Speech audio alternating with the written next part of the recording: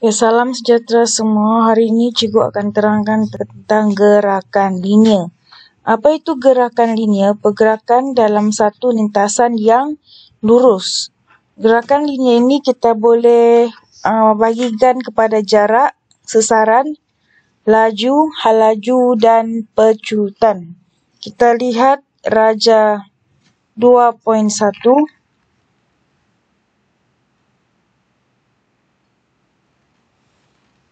Menunjukkan sebuah teksi yang sedang menunggu penumpang di tempat letak kereta.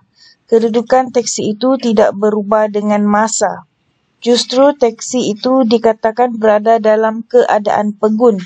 Pegun maksudnya tidak bergerak. Okey, kita lihat Puan Chong menghendak menaiki teksi itu dari Bagon Dato ke Sungai. Raja 2.2 menunjukkan paparan aplikasi peta yang menunjukkan bahawa teksi itu perlu bergerak melalui laluan berwarna biru dengan panjang lintasan sejauh 83 km.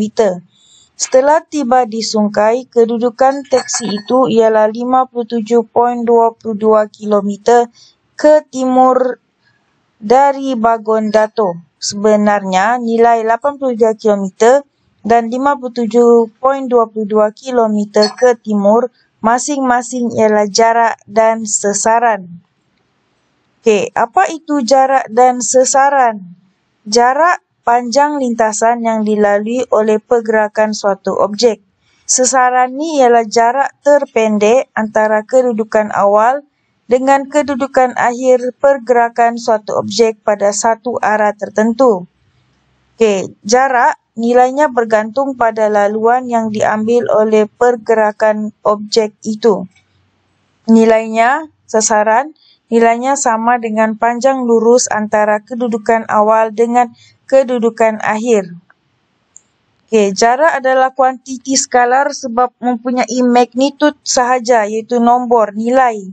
Sesaran kuantiti vektor sebab mempunyai arah dan magnitud. Arah maksudnya di sini 57.22 km, 22 km ke timur. Itu adalah sesaran. Jadi sesaran ni nilainya lagi pendek, lagi kecil berbanding jarak iaitu 83 km. Sebab sesaran ni adalah jarak terpendek. Maksudnya shortcut lah bah. Okey. Kita lihat. Semasa menaiki teksi, Puan Chong mendapati bahawa bacaan meter laju teksi kadangkala malar dan kadangkala berubah-ubah walaupun di jalan yang raya yang lurus.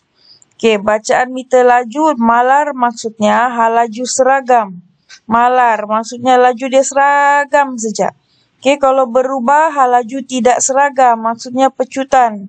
Kalau kamu tekan minyak, okey, daripada hal laju dia yang seragam saja, kau tekan minyak sikit maksudnya kereta itu memecut. So kita panggil pecutan. Jadi hal laju tidak seragam. Okey, Raja 2.4 menggambarkan perbezaan pergerakan antara hal laju seragam dengan tidak seragam sebuah kereta. Perhatikan sesaran dan selam masa kedua-dua kereta tersebut. Andaikan pergerakan ke kanan adalah positif dan ke kiri adalah negatif. Okey, andaikan arah kanan sebagai arah positif. Okey, ini masa dia T1 maksudnya T, time, masa sama dengan 0 saat. 20 meter. Okey, T2 sama dengan 1 saat, 20 meter. T yang ketiga, masa yang ketiga 2 saat. Sama juga 20 meter. Jadi kita lihat seragam ke tidak hal laju dia? Seragam kan? Kereta bergerak dengan hal laju seragam kerana kadar perubahan sesaran adalah sama. Okey, di bawah ini, raja di bawah. T1 sama dengan 0 saat, 20 meter. T2 1 saat, 30 meter. T3 2 saat. Maksudnya dia semakin hal lajunya bertambah kan? Sebab 1 saat dia boleh bergerak sejauh 30 meter. Kereta bergerak dengan hal laju yang semakin bertambah kerana kadar perubahan sasaran semakin bertambah. So, Raja 2.4, sasaran kereta biru bertambah untuk selama masa yang sama. Maka kereta biru bergerak dengan hal laju yang bertambah. Dalam hal ini, kereta biru dikatakan mengalami pecutan pada arah yang sama dengan arah gerakan kereta.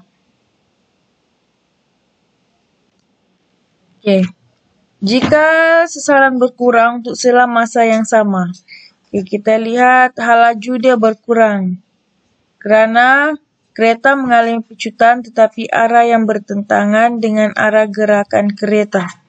Kita lihat pertama T190 saat. T1 dia sini dia laju 30 meter, dia boleh bergerak selama 1 saat. Sekarang 1 saat ke 2 saat, 1 saat sahaja dia bergerak 20 meter. Jadi hal lajunya berkurang.